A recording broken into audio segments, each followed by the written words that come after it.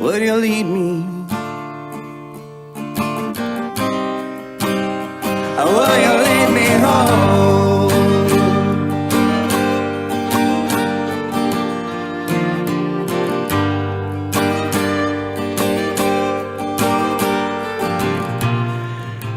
Music from Ukraine. Joseph Lindsley sent us this a little while ago. We're trying to make our connection with him right now. Ukraine's military says it has hit an oil depot in western Russia that fuels a key pipeline for Russian military supplies. The military's general staff said the overnight attack had caused a massive fire to break out at the facility in Ukraine. Some footage posted on social media, one of the channels that shares war updates from Russian journalists appeared to show huge flames towering into the sky near the targeted site. So we'll get more on that later on the news, and hopefully momentarily from Joseph Lindsley, who is trying to connect with us now in Ukraine. And I believe he's with us now. Joe, good to be with you, and we did play a little of that music that you sent a little while ago, and maybe you can talk about that and tell us what's going on in Ukraine today, and also if Putin was trying to prevent you from broadcasting today. Before we continue, we invite you to follow our channel, the only American show reporting live from Ukraine every day. You know, that does, I mean, it happens now and then.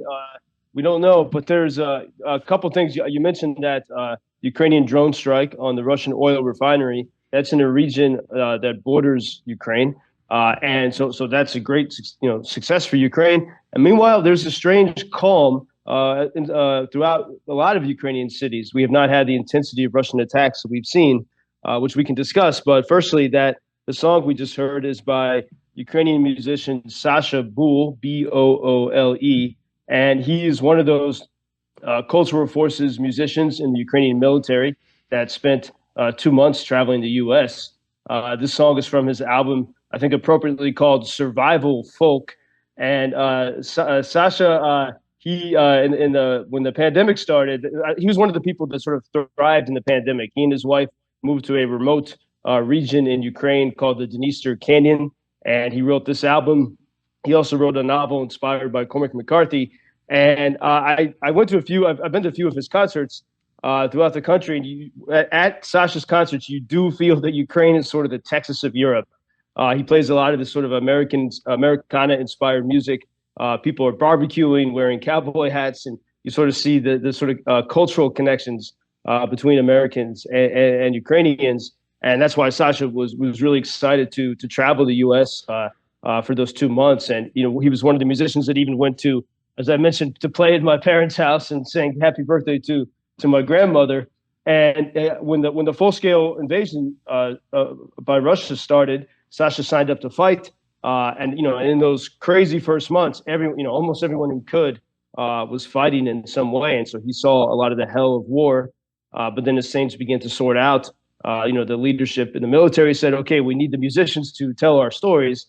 And interestingly, he had a message maybe a year ago. Sasha told me he had a message on Instagram from someone called Howard Buffett, and saying, "Oh, I like your music." And Howard Buffett is a well-known guy in Ukraine. He's the son of Warren Buffett, and he's an example of someone who's used his great resources to do a lot of good. He's often in Kyiv.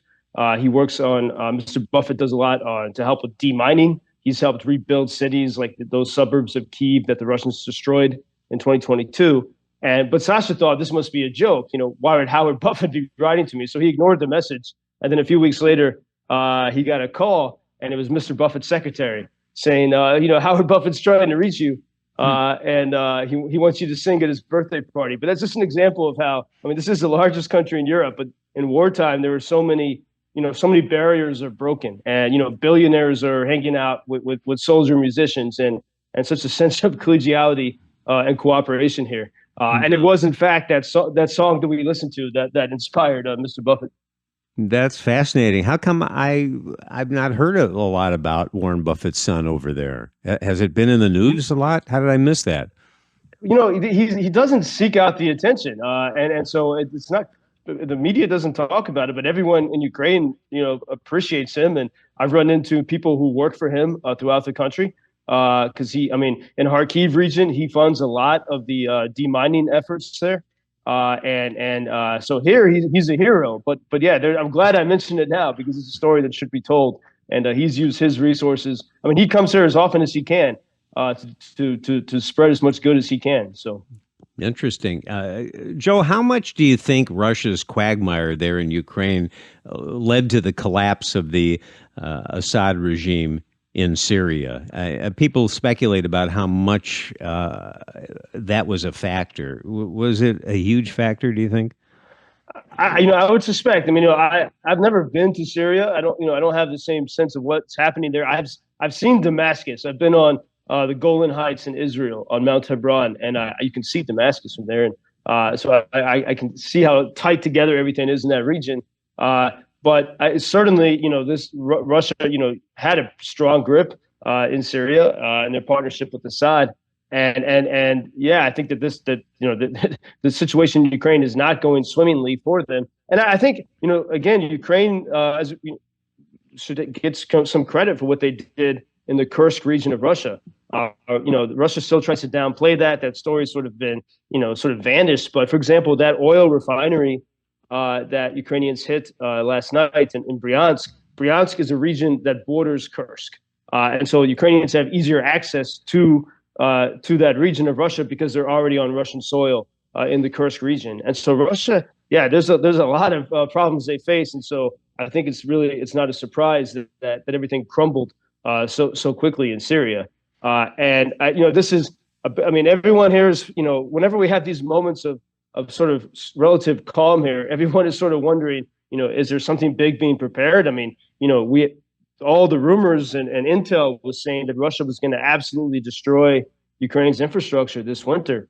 And now we've had, several weeks of relative calm. I mean, since Trump was reelected, Russia sent a couple of those sort of mid-continental ballistic missiles that got a lot of dramatic headlines, but there have not been the intensity of attacks that we had seen in the preceding months. And so, it seems, maybe Putin is sort of waiting to see, how things shake out when it comes, with the U.S. and Europe. And so it's a moment of a strange calm and a little bit of nerves, I would say. And I mentioned yesterday, Bob, the Ukrainian cardinal who was selected, the 44-year-old Australian who Pope Francis made it to a cardinal. And the day after he became a cardinal, he spoke very powerfully about how Ukraine needs to defeat the enemy. This is language that the Vatican, does not use really.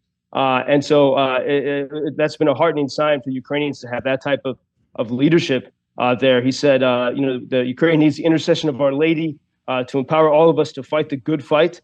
And so that is a reassuring thing. But then I've also heard a lot of chatter that Pope Francis did not follow the tradition of making the patriarch in Kyiv archbishop because Moscow does not want that. And that's an intriguing another storyline. But I think we do see at least that Moscow is not always able to get its way, especially in Syria. Joseph Lindsley in Ukraine. Hope it stays calm there for a while, Joe, and glad we were able to connect with you today. And if you go to Spotify and YouTube, you can look up Sasha Boole, Boole. We will check that out. Till tomorrow.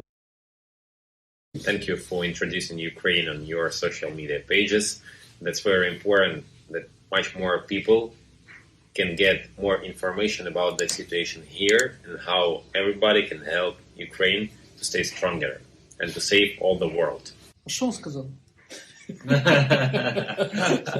Well, which side are you on? На чьей ты стороне? Come on now. Oh, which side are you on? На чьей ты стороне?